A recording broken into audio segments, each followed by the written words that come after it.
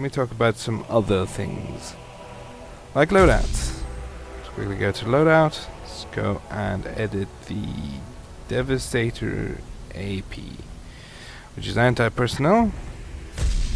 So you have ammunition upgrades, grip upgrades, and barrel upgrades for the specific gun. You can swap out these for either health kit or ammo kit.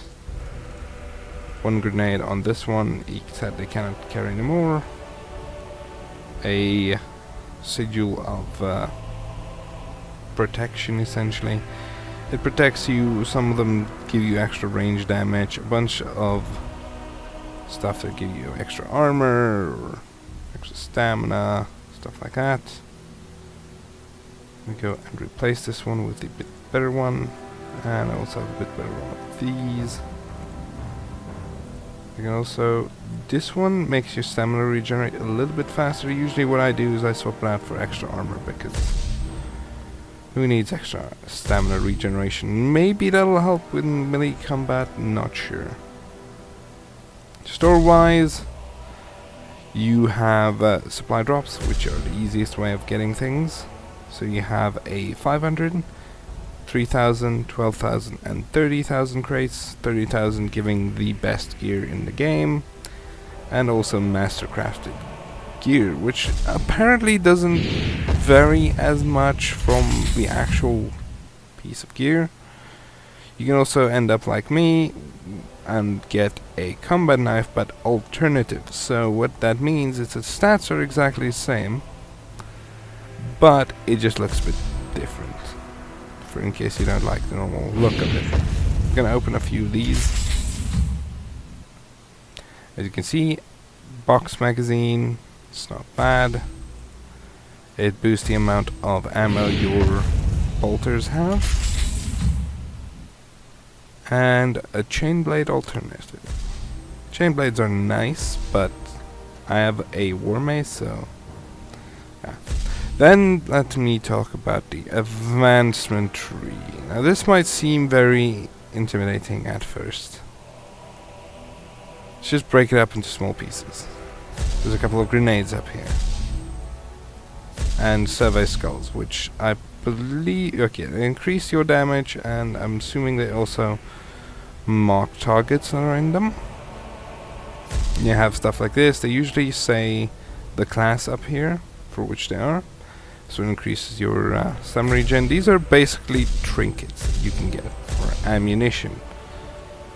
Ammo bundle, so you can refuel other people's ammo. All these, and then these, which have the gun icons on them, are usually loadout point reductions. So to reduce the amount of loadout points it costs you to carry, say, a plasma or a storm bolter or a melter gun.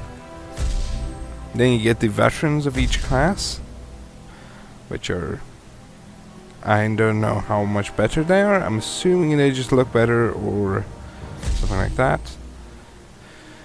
Different ammo type entirely, blazing rounds which set things on fire. Then, because we are the normal Space Marines, we get the Halo of Adept, which is for the tactical people. Tacticians or front lines fighters.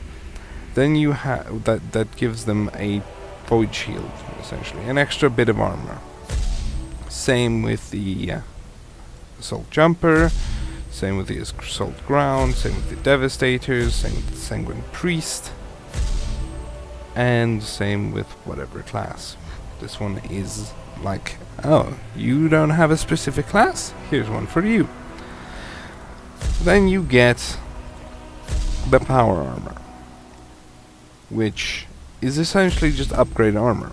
Which you get the artificer power armor, which gives you those stats, though it costs a lot. And then you get the relic power armor, which costs a lot more, but also gives a lot more. And you get this, which is that thing I was talking about earlier that goes on your back, a sigil that gives you extra buffs. This one gives you extra ranged damage multiplier. This one gives you extra movement, or reduced movement spread, so you can move better while shooting. And the stationary spread modifier, so it essentially increased your accuracy. Some more pistol-based life points, loadout points reductions. Then you get to the Sanguine Priest section, which is essentially just making sure that you can get better healing injections, essentially. Like this one, which I believe is the one that was used on me in the battle, that resurrected me from a distance, which was nice. Then repair Space Marines. Oh, it's actually this one. And you get stuff that instantly heals or takes time to heal. Stuff like that. Further than that, I don't believe there's anything else that's unique to here. War parties. You can create a war party, which is essentially your party. Guilds. You can join the guild, as I have here. A very small guild, but yes, essentially of just friends. Then, I suppose we'll have to go to the world map. Now, the world map is currently this, which is, we have one island, which is Space Marines versus Chaos Marines. One island of Space Marines versus Eldar. One island that is Space Marines versus the Orks. And then the same for each and every other race. So Chaos versus Orks, Chaos versus Eldar, Orks versus Eldar. Then there's these islands which have nothing on them yet. And then we have the Tyranids. I've only ever played the Horde of this. Probably just gonna go into this alone, because yes. But this is sort of a Horde survival mode, where you move around shooting Tyranids and trying to survive. It makes for some really cool RP stuff as well. When you have like a line setup of Devastator APs pushed in, just push yourselves into a corner and then just start mowing them down. That's about the only way you can do this very effectively, because moving around is kinda hard when there's like hundreds of them storming you. So you have to bunker down, essentially. And the best way of doing that is usually to just find a corner or a place where there's like a long section where you can shoot down, and just sit there, form a line, have a Sanguine Priest and a couple of Devastators, perhaps somebody with a bit of mobility, because later there's a Horde, like a boss coming, and the boss is kind of scary. I'm just gonna go ready. I'm gonna do it alone because I don't think there's any other Space Marines that are gonna be doing this right now. Brothers, our service is pure. You can still swap your loadout while in, but I'm just gonna stick with my melter gun because they don't have any armor. Just gonna press the buttons, speed things up. On this map, I'm not really sure if there's any better places, but I do know of one spot that is quite protected. I'm gonna go check out the third floor though.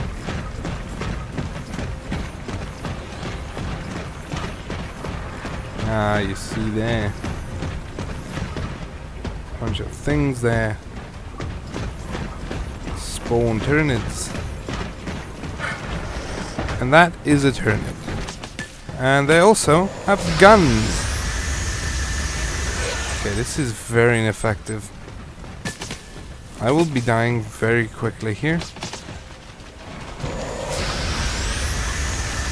As it turns out, melter guns are not as effective as I thought they were. And melee against Tyranids are practically suicide. I would suggest bring a party for that one. These are basically meant for 5 players, not for 1. I at least killed 2, so that'll net me a tiny amount. Okay, yes, very, very small amounts, 0. I think you need to survive at least 1 wave in order to get anything. Unless you help someone, you know, like replenish their ammo or heal them up, then you get some experience. But yes, I think that's going to be it for me. And see you guys. Wait, let's do one more battle. Split this into a separate episode. So I will see you guys in the next part of this, where I will just be doing another play, another map, and see what happens. See you guys then, and goodbye.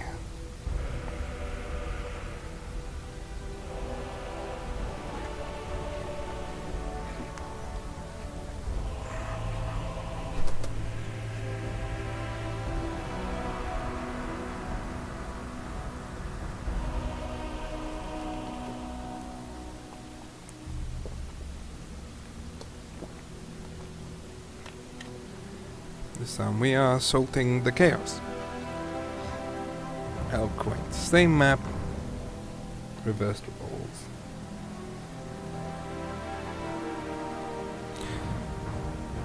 Okay, so we are back. I cut away a bit of the loading, not a lot. I wanted to explain our current situation, by the way. So we have a quite interesting thing here going on.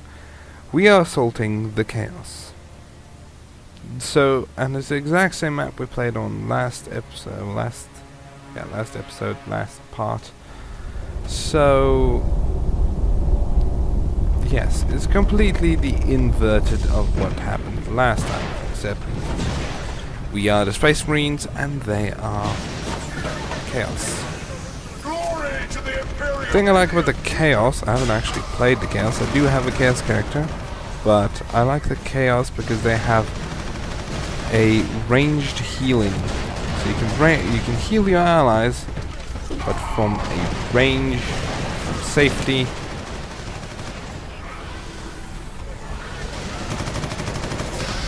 Fun. No! Anybody can res, which is a good thing. Just the medics are the only ones that can heal while resing. And if they use they can res like normal people, but when they use their special injections on the person who's down, they can res faster. You do get a bit of invincibility time while rolling. Stuff like that. Not a lot though. But still, you do get some. So.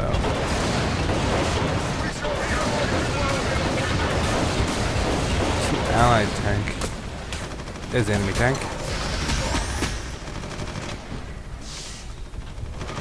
What I should have done is threw a grenade behind me. And then just killed that tank.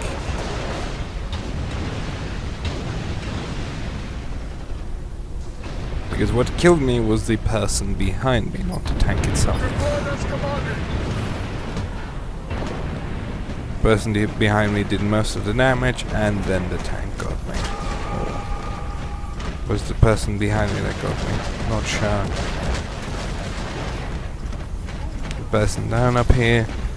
When you see people going down, you usually know that's about where the chaos is, where the enemies are. So you should go there and try and help out. You can hold in right click. Okay, let's explain some melee controls while we're at it. So if you just press right click, that's a quick attack. That can be blocked by when you press both left and right mouse buttons. So you press both, you do a parry, which can then smack the guy a little bit. If you hold in right click, you can perform a power attack, which if you perform that on an ally, you can stun them. Perform it on an enemy, it can also stun them, which is nice. That Chaos Man is dead. Sorry, Chaos Man, you're dead. There's a couple of turrets littered about on this map. I believe there's one on top of this building. Oh. Ow. Let's do that. No. Break eye contact with that man over there.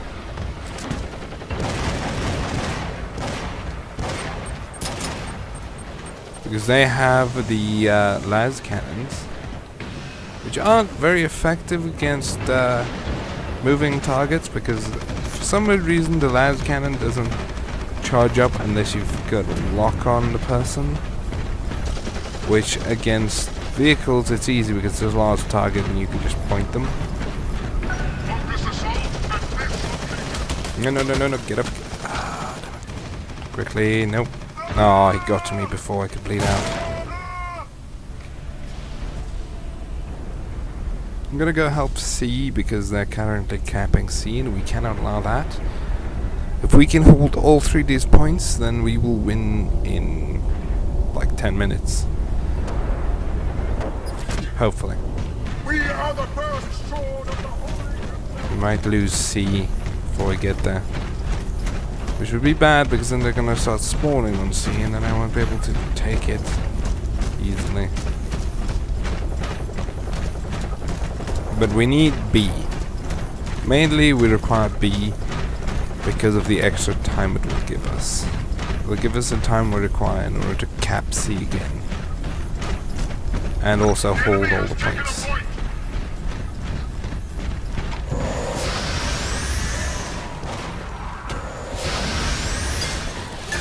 You can also do when you know you're going to end up in a bad situation like this, so you can actually throw a grenade on the ground, which I tried to do there, but failed horribly.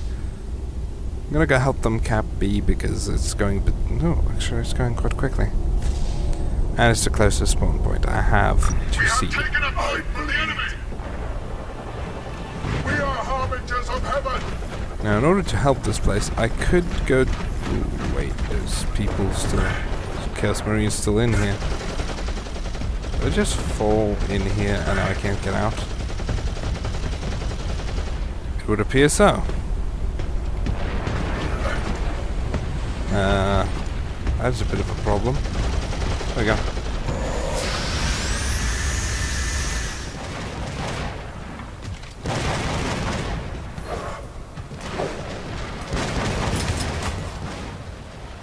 Thank you. And this is why you require allies.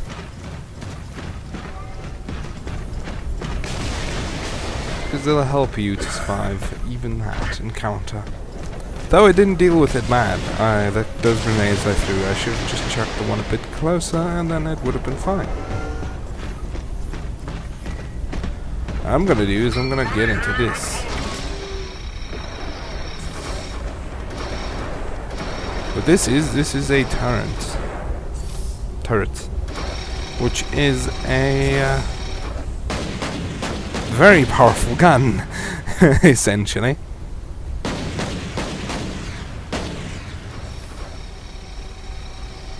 And it also works like a tank, so it's quite powerful. Sadly, this mainly works against infantry. It doesn't really work as well against tanks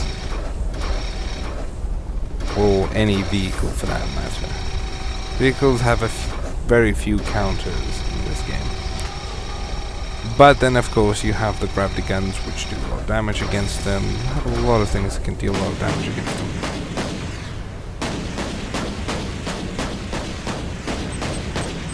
All I'm basically doing now is providing long-range support for my allies in the front lines.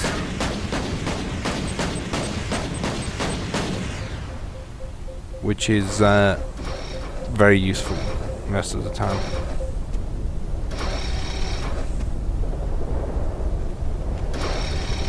So sitting back, I can actually see a little bit better than they can. See if there's anybody flanking them, and then shoot at them. Providing a sort of covering fire. If we can grab that one, it will be over real quick. Enemies are going to be spawning. Now that we're inside, I believe, they're going to be spawning a bit off, probably on their side. So like that building or something like that. Maybe I should run in because we might need some internal support instead of external support. The pistol is a nice thing. It also helps you use your melee attack a little bit better. Though it does have its limitations, because it's not very accurate, and it also does not have a very good fire rate. Still capping seas, halfway capped, and we just lost our last person here.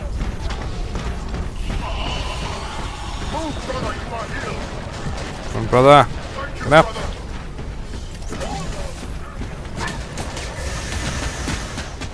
There was two of them.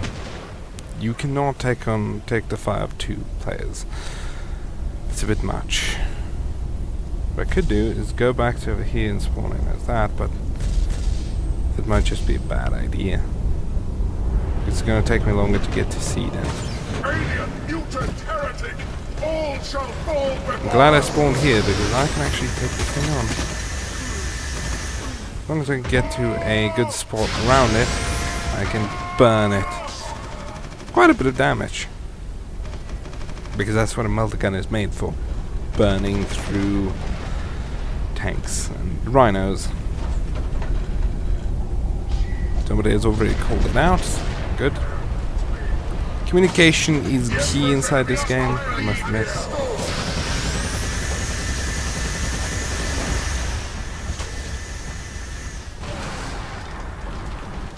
The guns are vicious on this thing. And incapacitated, I believe. No longer has a health bar. Anybody still here? It's gonna take me 10 seconds to respawn. 12 seconds to respawn. Which isn't bad. It's actually hoping in one of my team. Ooh, there's a tank. How about we bring a tank in? deployed as commanded. Tank is a good thing to have. Just it's a bit harder to maneuver around into specific places. Though these tanks feel very nice, but they also require multiple crew in order to pilot them to the fullest extent. Like the tank requires a total of 5 players in order to use it to the fullest extent, because it's going to require you to both use the cannon and the... Let's swap over to these. These do much damage against tanks, much more damage than the other ones do. The main cannon does.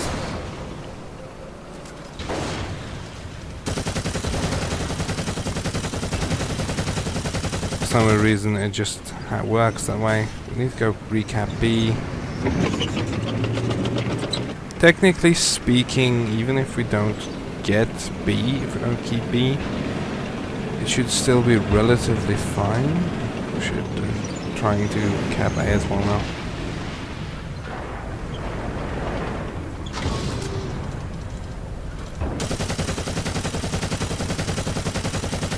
As you can see, it does a little bit more damage to enemy vehicles, but so far the easiest way of removing an enemy vehicle out of the equation is still a melter gun to the face.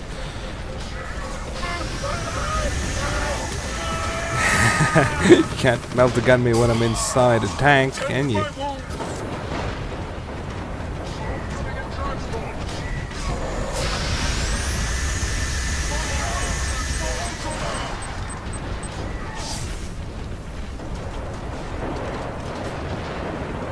Yeah, Now let's drive this tank over to C. We're up to a place where I can start shooting at. Okay, we almost have this outpost. We almost have everything. Ooh, let's quickly head a bit back. I've taken an interest in you. Disappear. Damn, he ran away. The tank cannon is really good for taking out players. By really good, I literally mean it's just I'm throwing myself in here. I can essentially use my tank to block his tank.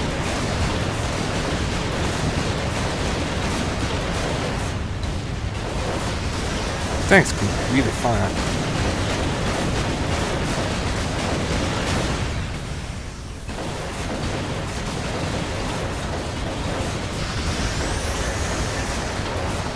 I'm sorry, but unlike you, I have melter guns.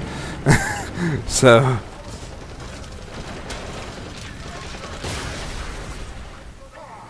And we win.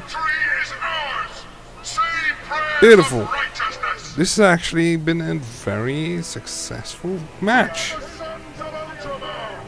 Let's see how much we make. So I have 15 out of those, which I've about spent half of them.